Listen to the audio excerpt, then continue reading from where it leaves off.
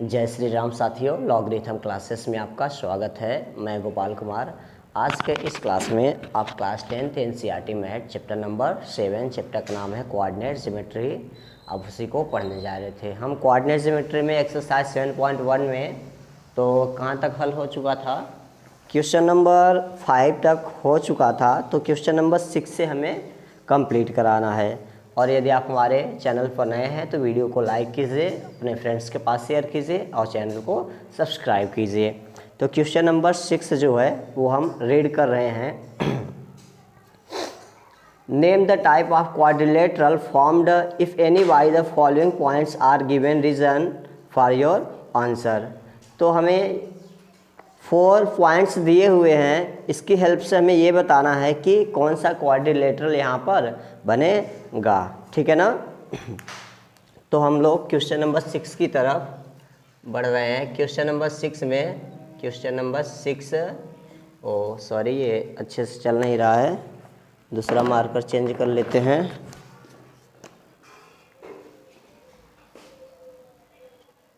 ये चल रहा है, ठीक है। क्वेश्चन नंबर 6 में पॉइंट्स दिए हुए हैं। हम मान लेते हैं पॉइंट्स ए है, इसका कोऑर्डिनेट -1, -2 है।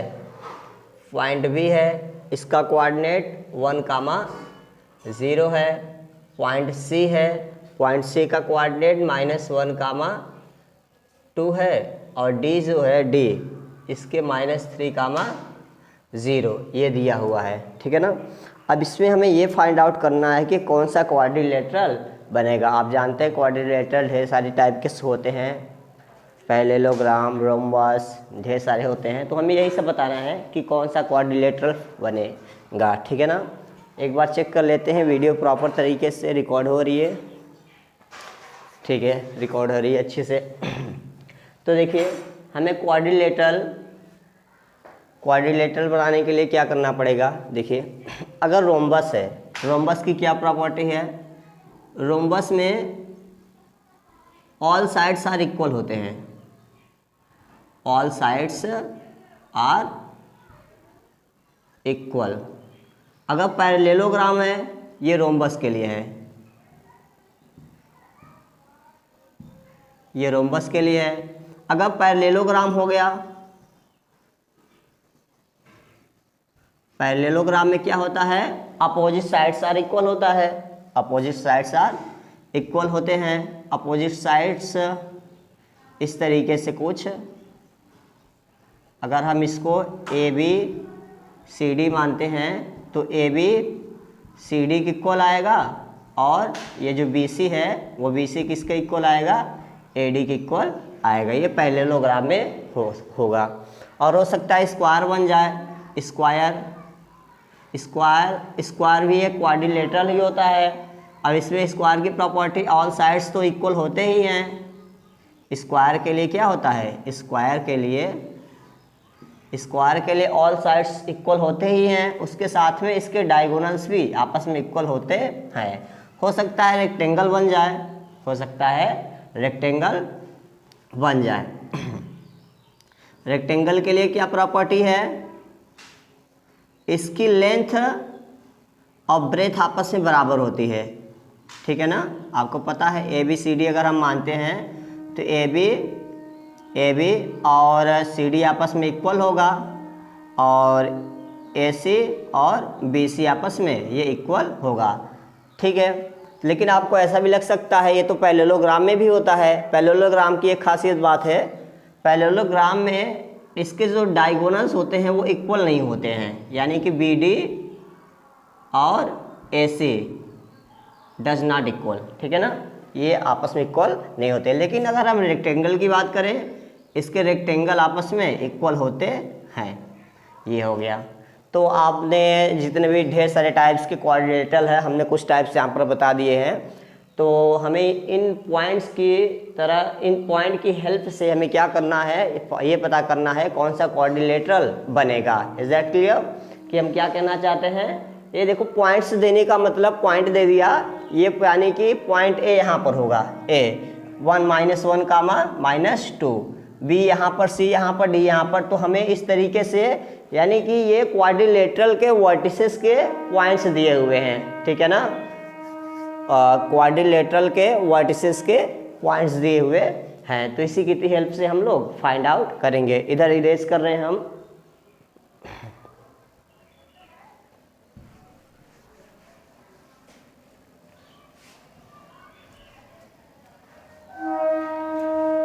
जस्ट 1 मिनट गाइस, चलिए रहने देते हैं, ठीक है। अब हम क्या करेंगे, पहले ए बी निकालेंगे। ए कितना है, -1 का -2 एंड बी क्या दिया हुआ है, 1 कामा 0। ये हो गया x1, ये हो गया y1, ये हो गया x2, ये हो गया y2। डिस्टेंस फार्मूला का यूज़ करके हम लोग अगर ए बी निकालना चाहें तो ये क्या बनेगा, x2 माइनस x1 का होल स्क्वायर प्लस y2 माइनस y1 का होल स्क्वायर। तो A B is equal to हो गया x2 की जगह पर 1 माइनस x1 की जगह पर -1 +1 हो जाएगा। y2 की जगह पर 0 माइनस y1 की जगह पर -1 है तो ये 2 हो जाएगा, +2 हो जाएगा। तो ए बी की वैल्यू अगर हम देखें यहाँ से, तो ए बी की वैल्यू ये 2 हो जाएगा। 2 का स्क्वायर कर दे रहे हैं, ठीक है ना। 2 का स्क्वायर 4 आ जाएगा, यहाँ पर भी 2 का स्क्वायर 4 आ जाएगा, तो आएगा ये 8 आ जाएगा। कितना आएगा, 8 आ जाएगा। 8 का स्क्वायर रूट कितना होता है, 2√2 बनेगा, ठीक है ना। 8 का स्क्वायर रूट कैसे निकालेंगे हम लोग, 4 × 2 कर सकते हैं। 4 का स्क्वायर रूट 2 बाहर आ गया, 2 अंदर ही रहेगा। ए बी निकल गया। हमें A B, B C, C D, D A और उसके साथ में इसके डायगोनल्स भी फाइंड आउट करने हैं, ए सी और बी डी। यानी कि हमें 6 टाइम्स डिस्टेंस फार्मूला अप्लाई करना पड़ेगा। 4 टाइम्स तो हमें इसके साइड्स के साथ अप्लाई करना पड़ेगा और 2 टाइम्स डिस्टेंस फार्मूला इसके डायगोनल्स के साथ अप्लाई करना पड़ेगा। तो अभी हम साइड्स को ले रहे हैं, ठीक। इसका यूनिट लिख दीजिए यहाँ पे। ए बी हो गया। बी सी के लिए अगर हम बात करें 1 कामा 0 and -1 comma 2 x1 y1 x2 y2। तो बी सी के लिए क्या बनेगा, डिस्टेंस फार्मूला जो है x2 माइनस x1 का होल स्क्वायर प्लस y2 माइनस y1 का whole square. B C is equal to x2 की वैल्यू -1 का होल स्क्वायर प्लस 2 माइनस 0 का whole square. B C is equal to, ये आएगा -2 का स्क्वायर क्या होगा, +4। ये आएगा 2 का स्क्वायर +4। तो हम यहाँ पर देख सकते हैं ये आएगा 8 आएगा। 8 का स्क्वायर रूट अभी हमने यहाँ पर निकाल के रखा हुआ है, ये आएगा 2√2 यूनिट आ गया, ठीक ना। 2√, इसको साफ साफ लिखते हैं,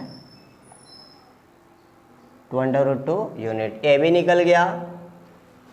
ये क्या लिखा हमने, ये बी सी है, ठीक है ना। बी सी हो गया। अब सी डी निकालेंगे हम लोग। पॉइंट सी कहाँ पर है, सी है -1 कामा 2 एंड डी कहाँ पर है, -3 कामा 0। सी के जो वर्टिसेस हैं, सी पॉइंट्स के कोऑर्डिनेट -1 कामा 2 हो गया और डी के लिए क्या है, -3 कामा 0, ठीक है। सी डी निकालिए, क्या निकलेगा, इसको x1 y1 x2 y2 इसको मान लीजिए। अब सी डी निकालिए। C D is equal to x2 माइनस x1 का होल स्क्वायर प्लस y2 माइनस y1 का whole square. C D is equal to x2 माइनस 3 माइनस x2 की वैल्यू -3, x1 की वैल्यू -1 और ये क्या हो जाएगा +1, y2 की वैल्यू 0 माइनस y1 की वैल्यू 2 हो जाएगा होल स्क्वायर।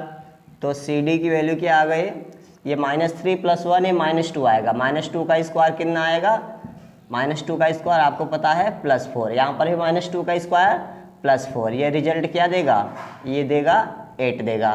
तो सी डी की वैल्यू क्या आ गई, इसका स्क्वायर रूट निकालिए, 2√2 यूनिट आ गई।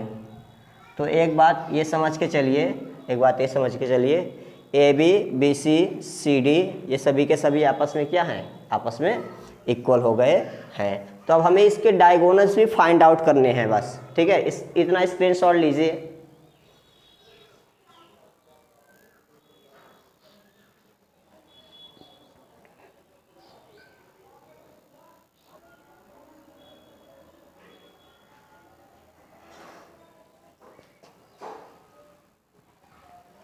ठीक, स्क्रीनशॉट लीजिए। A B B C C D निकल गया। अभी हमें डी ए निकालना है और इसका डायगोनल्स निकालना है, ठीक। तो यहाँ पर नोट ही कर लेते हैं, अभी इरेज करेंगे क्योंकि भूल जाते हैं ना क्या वैल्यू आई है किसकी। अब सारी वैल्यूज़ को हम इरेज कर रहे हैं।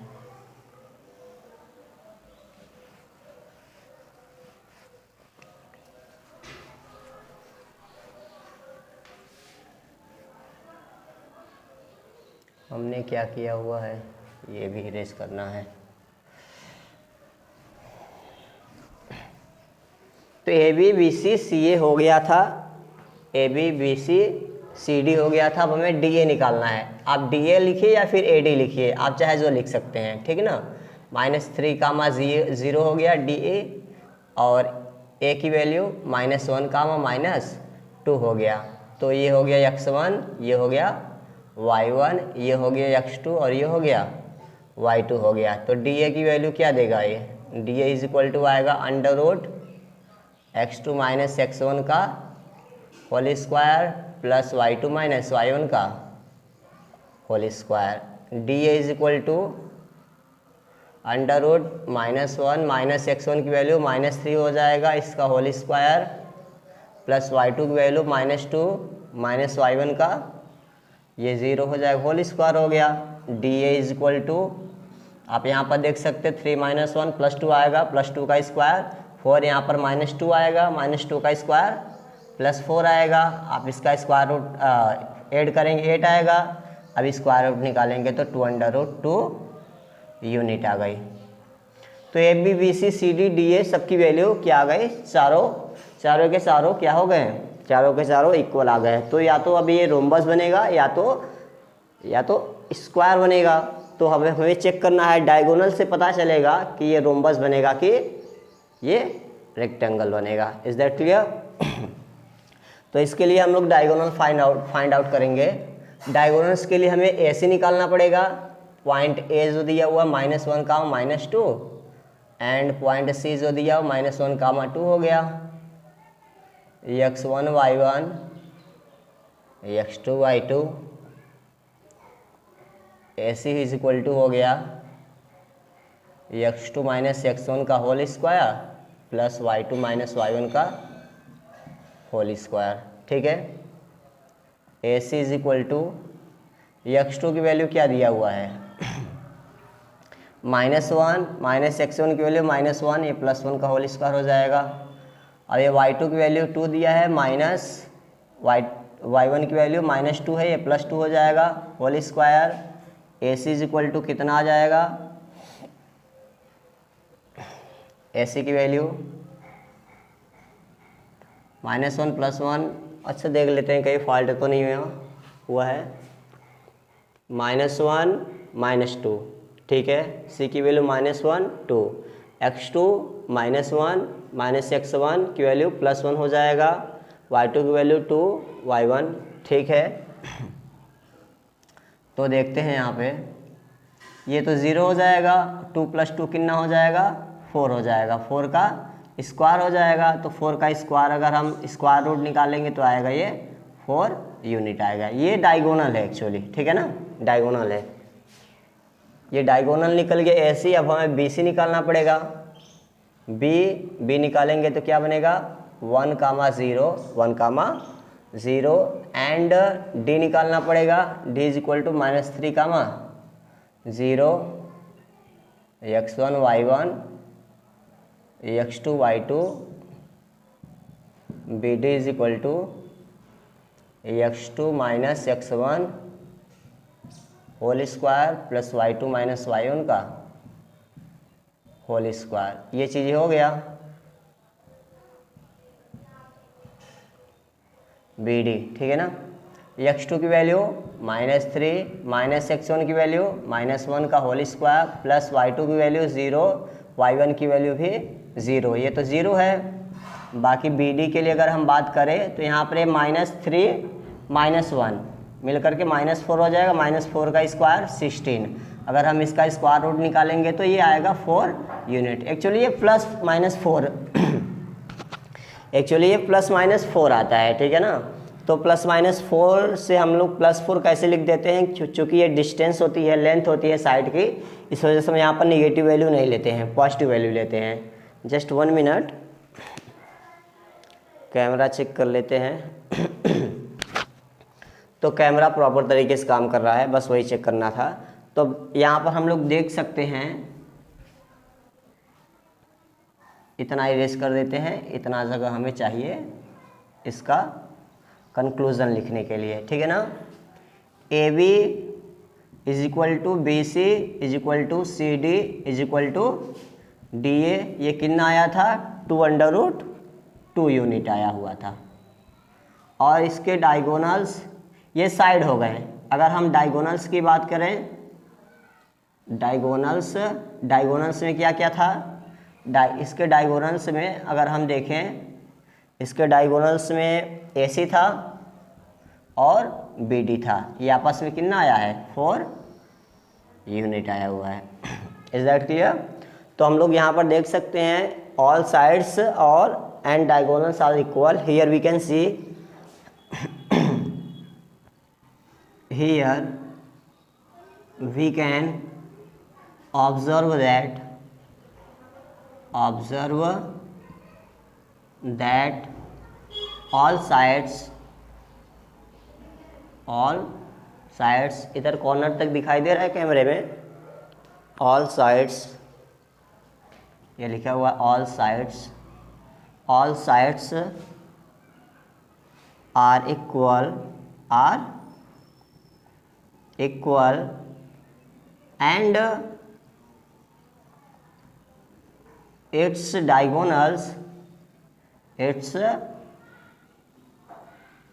diagonals are also equal. Hence here